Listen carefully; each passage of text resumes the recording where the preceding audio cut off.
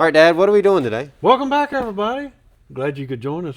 If you hadn't been tuning into us, or this is your first time joining us, we're restoring a wheeled D6 tractor. It's called a DW6, excuse me. And this particular version is a 9U 1956 model. And it got its nickname of Sugar Baby because it was used in the sugarcane industry. So we've got her stripped down pretty good. So we've still got some sanding and needle scaling and prepping to do for paint. The engine, we've got it basically ready to start reassembly. So there's a lot of little things you have to do before the reassembly of the whole tractor can begin again. We're still waiting on a few parts, but I've got 99% of what we need here. So today is a short work day for us. We only got half a day to do a little work. So we don't know who will show up. We may have some volunteers show up. So if you see people in the video, they come by on their own free will, and we thank them for their efforts. And we've got Dennis with us again today, and Silas is gracious with his presence. So and then Eli's behind the camera, of course. But there'll probably be quite a few time lapses in this episode, I'm guessing. There won't be any monumental accomplishments made, but there's no AI in these videos. I'll just make that clear now. There's some awesome ingenuity, but no artificial intelligence. So what do you think about that? Pretty good. Yeah? All right, let's get to it. What is this, Dad? This is your brake band, and there's three pieces to it. This is the top, which is where it squeezes together. And then there's, two pieces joined here and two pieces joined here, and then the brake material gets riveted to this outside piece. So we've got the brake material off, we've got the initial sandblast, and you can see it's pitted quite well there in a couple of places, but I don't think it's going to affect anything. So I'm just taking this apart so we can replace what bolts and screws need replacing and finish cleaning behind. Are you going to replace the band? Or are you just replacing the clutch material? The brake material will be replaced. You can buy these new, and I think they're like $340 a piece. Of course, you got a left and a right one. So I wanted to make sure that this was salvageable before we spent that kind of money on replacing. So okay, and these go around the clutch packs, right? These go around the clutch packs. Yep, there's an external drum we talked about last time that these go around. So. Okay. When they're in the machine, they're vertical, like this. Mm-hmm. So these only activate when you step on the foot pedal, your brake pedal. So we'll get this cleaned up a little bit more and do the other side. Story of life. So Dennis, while Silas is prepping the sand and Dad's working on the brake bands, what are you working on? I'm going to clean apart the fuel filter assembly. So Okay. we're going to do all the sandblasting on that. Look at those fuel filters. They look almost pristine. Oh, I don't know about that. Oh, no? No. Are they supposed to be white? Yes. Oh, okay. Well, then, no, they look pretty dirty then. They're pretty dirty. All right, so we're going to get this done, all cleaned out, and sandblasted, and on the way. Cool.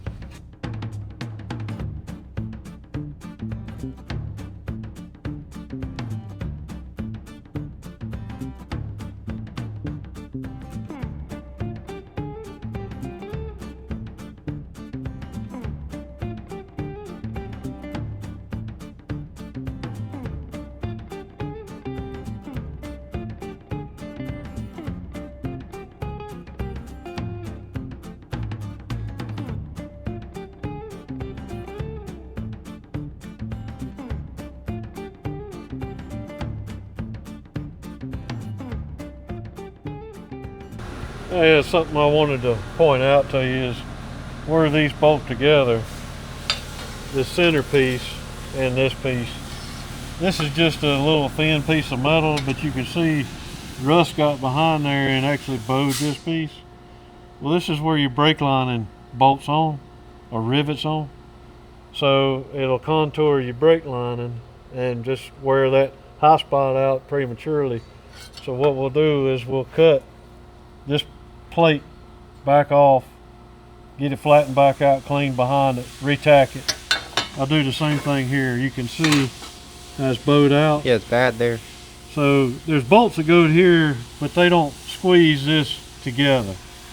not this top layer. So we'll get that fixed, and that won't have us any problems with our brake line and not setting perfectly flat against the drum. So how do you take this off? well, this just welded along the top here and along this top. So once I grind that weld off, I can take that little piece off, clean up behind it, flatten it back out, and retack it. So it's just 2 beads of weld. Just 2 beads of weld. It's just something you want to pay attention to, because you know, if this is where your brake lining goes. If it's not flat, when you rivet your brake lining, the brake lining is going to be contoured like this. So all that's going to do is wear the center of the lining out as it mates against the drum quicker than it needs to. So we'll just get that back flat. It's just something we want to look for. You know, this surface, this pitting here, that's not a concern to me. Because the brake material will kind of smooth out that pitting, right? Well, the brake lining gets fastened to this, so those pits aren't going to transfer to the brake lining. So Yeah, that's same what I meant. thing here. You know, moisture got behind that and caused that. But this is a bigger problem than this is, so we'll fix that. But anyway, I'll bring you back when I get it done, and I'll do one and show you the difference.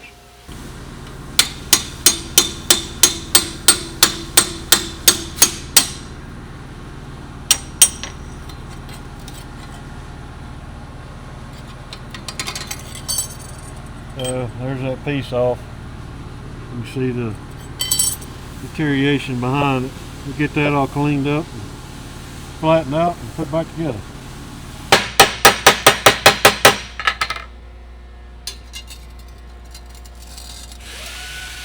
And that's what it's supposed to look like. Whew, it's hot.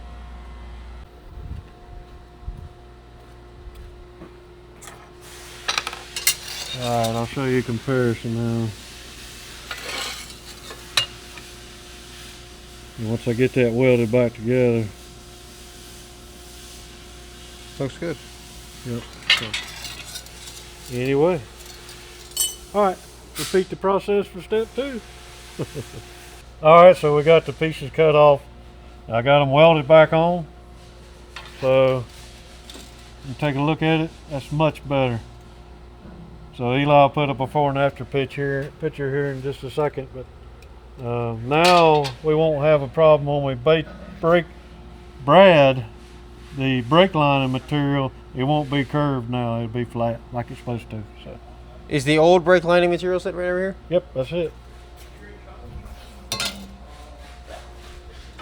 You can buy new brake bands from General Gear, or they offer a lining kit. So a kit will come in all the different pieces you need and the rivets. So now when we rivet that together, it'll be nice and flat across there. So that's 2 options you had. You could reline it or replace. So we're going to reline it.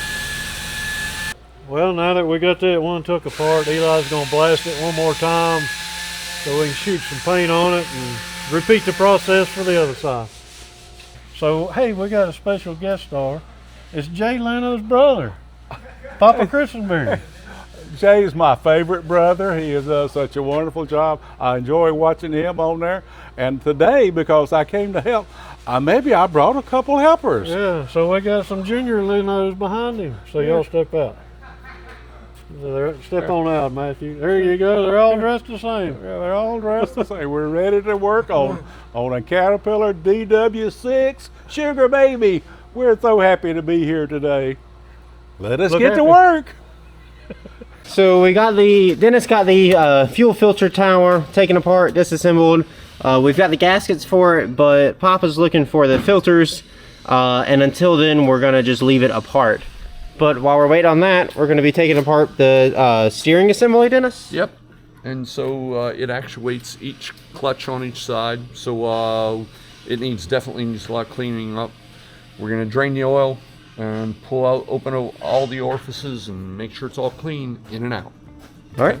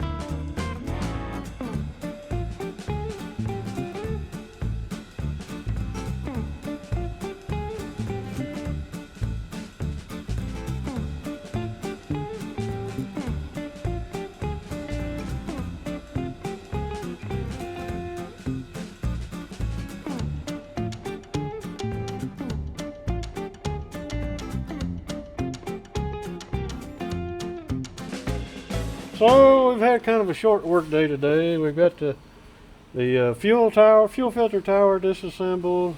We have done some more sanding on the frame, and then we started on the steering booster. We got it took apart, got everything out but these two barrels, and when you pull your steering clutch lever, it pushes a rod and creates pressure and turns the gear, the cam, and then this turns the clutch pack. So I think in years past, when I took one of these apart, you've got a pin right here on this side that holds this barrel in, and there's 3 pins on this side, I believe, that holds this barrel in. So I'd like to take both those barrels out to clean this passageway real good, because dirt and contaminants are prone to get into here. So if you guys in YouTube land can confirm that this pin comes out this way to loosen that barrel, and the same on this side, That would really help us out. that would help us out, because we've tried to get those loose and they're just kind of stubborn. So Kind of we like us. might have to drop this in a vat and let it soak a little bit. But Now, why would there be 1 on one side and 3 on the other? that's a good question. Maybe somebody in YouTube, YouTube land land. knows the answer to that. I'll do a little research, but I think I know the answer. But I'd like to hear from you guys. So What do you think?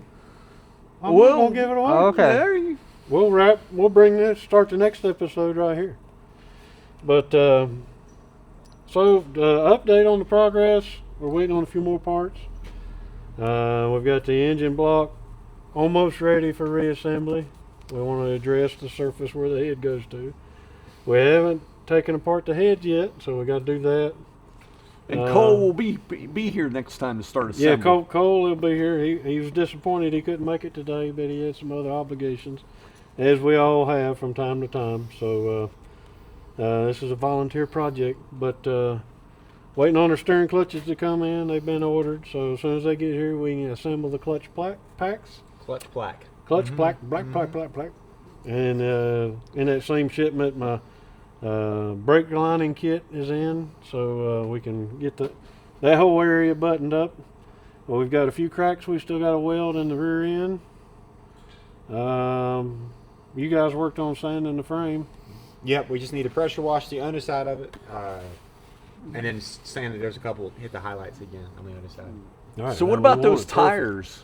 I hadn't even begun to price those. Oh yet. my God. Okay. I'm waiting to the last minute on that. All right. But Trying to put it off. Yeah, if we get the 82% that watch these videos that Yes. aren't members, if we get them to subscribe, maybe C-Films can buy the tires. Yeah. yeah, late birthday present for Dad, Yeah. So anyway, or early birthday present for Mom. yeah, it could be. Yeah, that'd go even. Well, I was trying to figure out whose tractor is this? Is this yours or is this your dad's? It's family Okay. family Well, tractor. Then ultimately it would be his tires too. Yeah, Okay. I think I paid for the last set. Oh. I thought I paid for the last one. Well, Dad, what's Hey, we'll all buy a tire. There you go. yeah, absolutely, absolutely. Papa buy a tire, I'll buy a tire, and you boys buy a tire. Well, in that case, please subscribe. That's the only thing fair. Absolutely, Dad. Yeah. You're right. Dennis has already said he'll put 2 gallons of diesel in it. Oh, okay. 2 gallons of these. All right. Well, Dennis, I sure appreciate you. All right. Today's another day of the same video that you're watching, but we're back at it again. This has been probably 2 weeks, I think, in the video. And spring is here. We've gotten trimmed up a little bit. We're all squared away. We've got the housings prepped. So hopefully today is some reassembly will take place on the engine block, the rear end housing here, and hopefully the steering booster. We'll start doing some reassembly. So we won't be tearing down today. Hopefully we'll be putting back together. So stay tuned. Okay, so the first thing we're going to do is put these steering clutches back together. Now, the keen-eyed among you may have noticed that these weren't painted originally when we took these out of the tractor. And, you know, while we want to keep everything original, we also don't want to have to rebuild this in 10 years. And as you know, we are in the South, and it gets hot and humid. And we don't want it to rust. So we decided we would take an extra step, go the extra mile, and paint these. Now, I had to ask Dad, why would these not have been painted originally? It seems like a, great great thing to do, paint everything, keep it from rusting, and decrease service time. And we made an educated guess. We decided that the time it would have taken to paint these in production would have outweighed the benefit. And also, with the amount that these would have been running, they would have needed servicing before they would have rusted through, even in Florida, where the U.S. Sugar Corp would have been. So if you know the real reason why they weren't painted, feel free to let us know in the comments. But that's just what we think. So now let's jump into the time lapse of us reassembling it.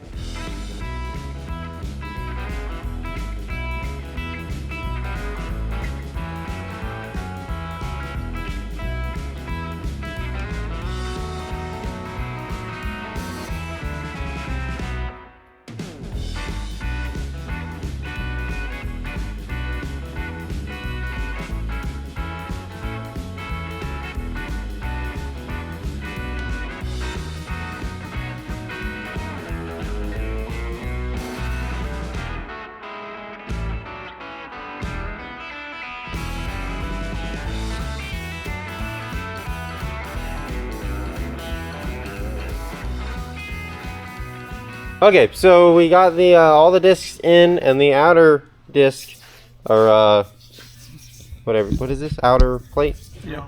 Outer drum on. So now it's time to put the springs on. So when we took it out, we used the air press over there. So we're going to stack it up, support the outer drum with two 2x4s stacked up, and then we can run a press with a threaded rod through here to compress the springs, so we can put the split rings on the pins in order to hold the springs compressed. Okay, so then all those are hold it right hold up. How are we going to hold those up? Good question. I think we're going to put it back. Okay, alright. I got it.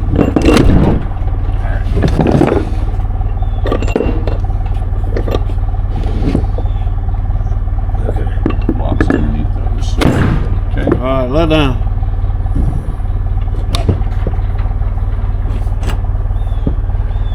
So now we need a small block. Let me go get a 1-inch block, and we'll run across here there. and hold the drum. Okay. Alright, hold it. We can pull Slide your piece of, don't worry about that right Okay. now. Slide your piece. in there. Alright, now ease down. I can't get the this back's side. not on. Yeah. Up a little bit. There we go. Down. Go. Now hold it. Want this underneath?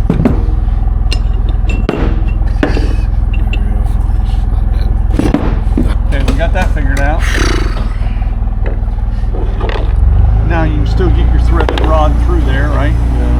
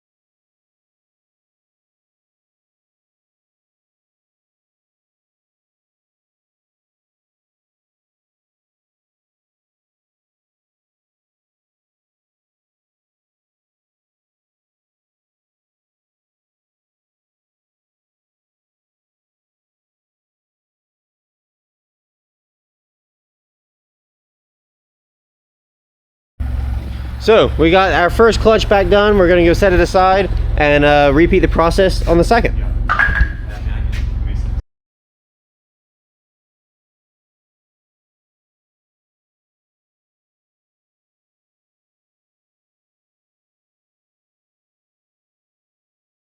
Okay, Cole, what you working on? So what I'm doing right now is there's a couple of these water portholes or water ferrules, whatever you want to call them, that were rusted and corroded very badly just from over time. Even though this is steel or cast iron, it will still rust and pit up. Sure. So there were two of them that were this one was really bad. This one was getting there. So you can see this one has a little bit of pitting in it, but this one's not bad at all. You can barely feel it. It's still got enough material in it the seals will seal against. Yeah. But these were pitted up so bad, this one in particular, I can almost guarantee you it would not have sealed. Yeah. And when they don't seal, then you leak water between the head and the block. It'll either come out here or it'll work its way over here, get in the cylinder, and worst case scenario, it gets into the liner. Right. And But let's okay, just say worst case scenario, it freezes again and it busts. there you go. Okay, all right, yeah, yeah. I understand. So, what are you using to patch it with? Because that's not JB Weld, is it? No, this is actually called Belzona Super Metal Epoxy. Okay. This right here is a more economic way to repair stuff like this if it's applied correctly. Sure. So once it hardens up, which doesn't take very long at all, you have it spread out in there, you can actually take a file to it, and this will actually be just as strong, if not stronger, than this casting. How bad can the metal get before you can't use this anymore to patch it? I'm actually not sure. Okay. I don't know how bad it can be. I'm not really sure how thick you can make this, Okay. but I know this right here will not hurt it.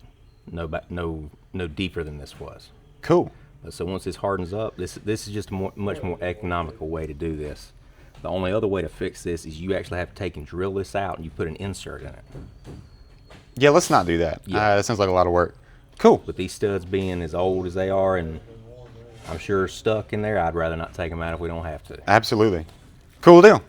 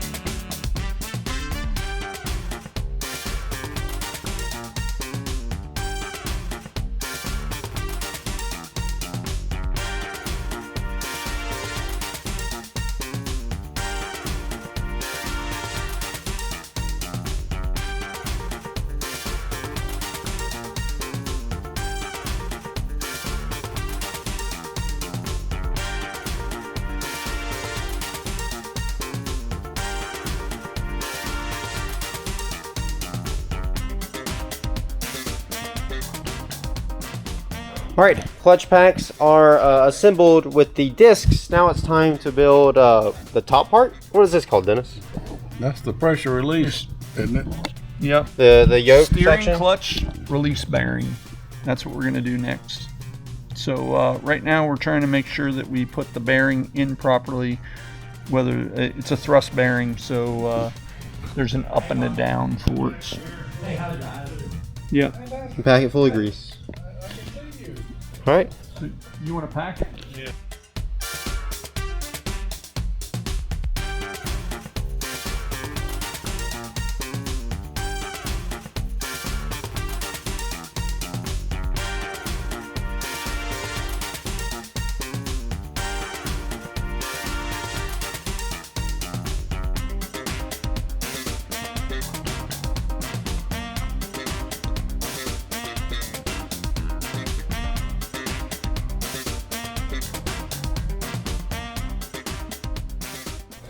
So Silas, while they're working on the second clutch pack, what y'all doing?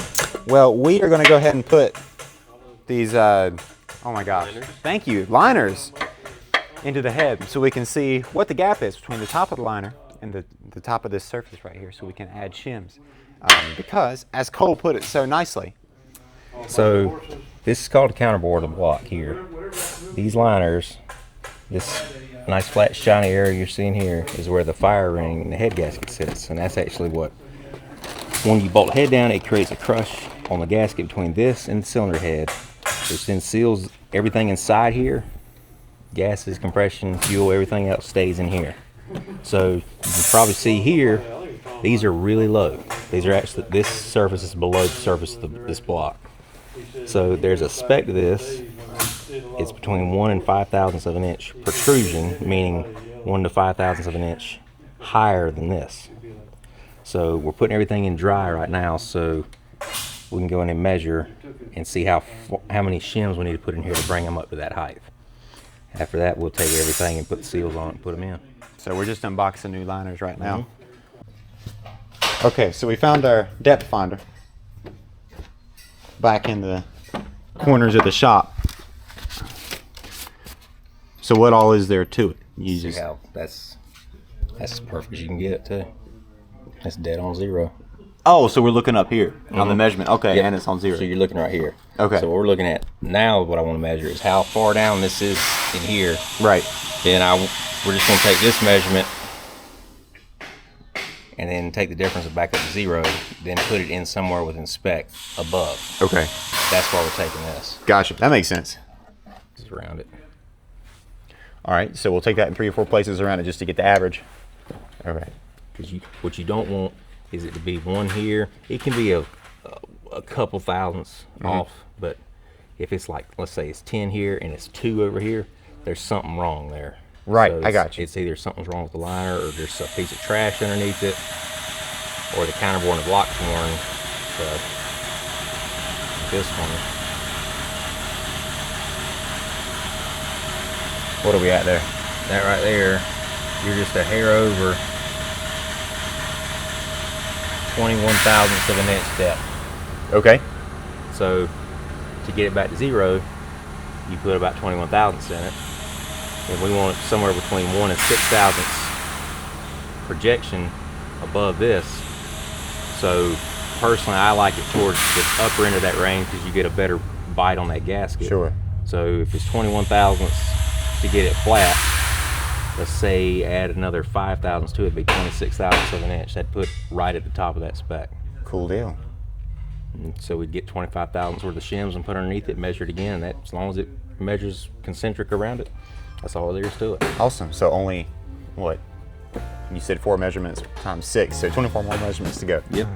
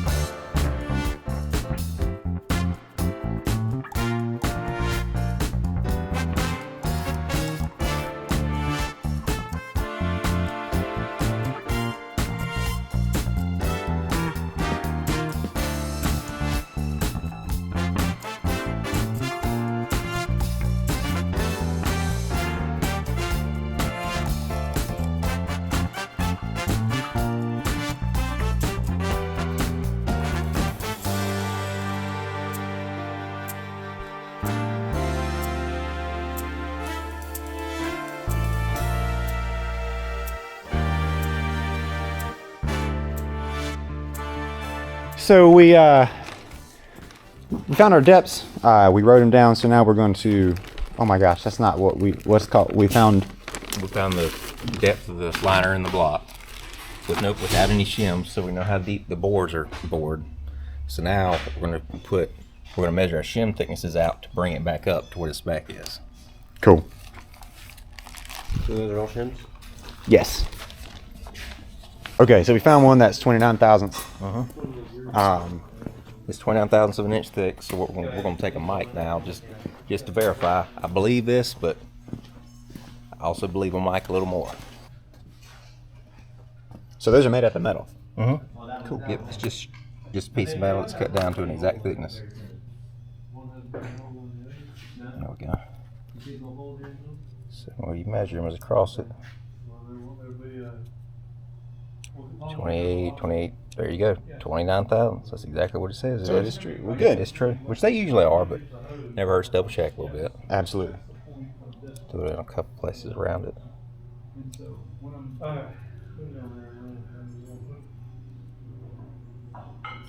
So this is showing. This is actually why I actually prefer a mechanical set of calipers.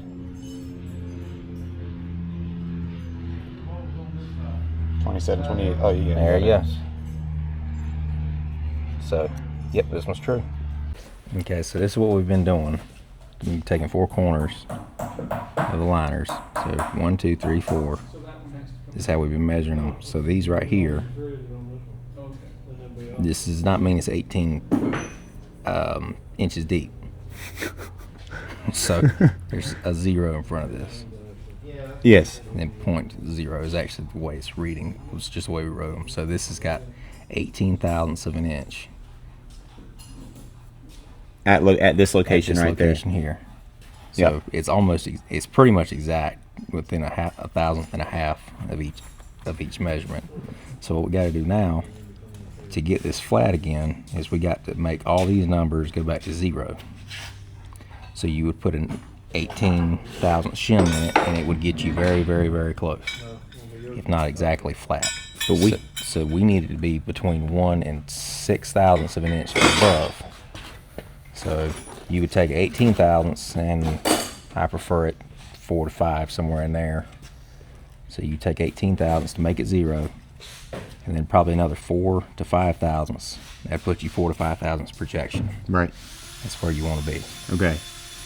So you take an 18 and another 4 shim, stack them together, and put it back in and measure it again. It should be where it's supposed to be. But we have a 29, so we're going to need to buy. buy. We got to get some thinner shims, or find some. Probably some around here. Let's go take a look. Okay.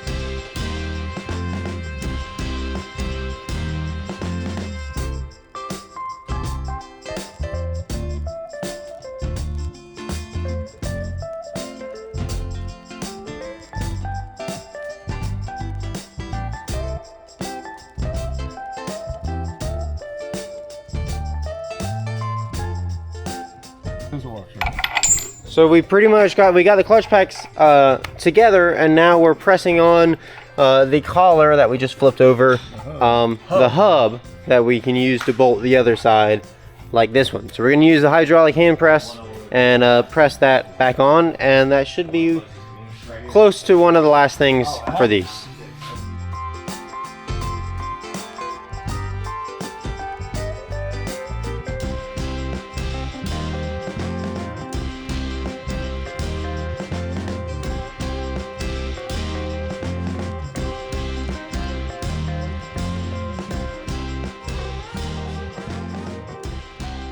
A little more narrative. Oh, we can't put this in until we get that in, because you need the room to get that worked in. So when we get the bull gear on, then we'll be able to put the clutch packs and the rear end back together. We got to press the disc on the pinions, and then we can put these in. Yeah, and this is an oil bath bearing. Yeah. There's nothing wrong with it. I got to put new seals in those two pieces over there. Okay. Your battery's almost dead. Okay. All right, Cole, who is certified in failure analysis, has a theory on why piston cylinder or number 4 might have failed. So many weeks ago, you may have remembered we identified cylinder lining number 4 as cracked, and we had a couple different theories as of how that might have come to be. But Cole, who is a certified CAT failure analyst, has a new theory. So what I'm thinking, I didn't get to see the engine when it came apart, but I don't even think I need to now, is because of the nature of this crack, it went that way. It went out, so whatever was in here, we're almost positive it was water, froze. So everybody knows when water freezes, it expands, and that broke this. Well, underneath all these liners, this block, this is called the counterbore of the block. These have been cut down, and the reason they get cut is once these get wear in them, instead of having to throw the block away, you can actually cut these and put these shims in it. So you put the shims between the counterbore of the block and the top flange area of the cylinder liners. So there's a spec for these, how high they have to be above the surface of the block. So it should be 1 to 6 thousandths of an inch protrusion, meaning projecting out the top is where the liner should live.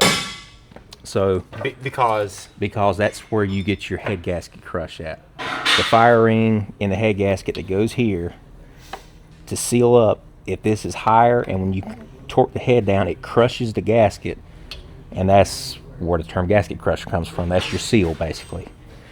So what I'm thinking is when we went through, and you can see these right here lower, we put all the new liners in without any shims in it to measure, because I wanted to measure, see how low they are. And you take the difference to get it back level with 0, and then you add in whatever you need to get it between 1 to 6 thousandths of an inch above. So when we started measuring, and I started looking back at our measurements, number 4, the shims we took out of it equal 1/1000th of an inch below the surface of the block. That's actually too low. So what I have a theory of may have happened was, if you don't have a good crush on this head gasket right here, where it would live in this fire ring groove, as this engine gets hot and everything moves around, you can create a gap here. And this, which we've kind of fixed this now, this is a water port hole here where the coolant goes from the block to the head. This was pitted up quite bad in here. So there's a very good possibility water was leaking between this and here. So if this does not have any projection, that has no crush on the head gasket here, that water, or what we're assuming is water, was, well, we know it was water that was in it, could have crept between this, past that head gasket, and down into the cylinder.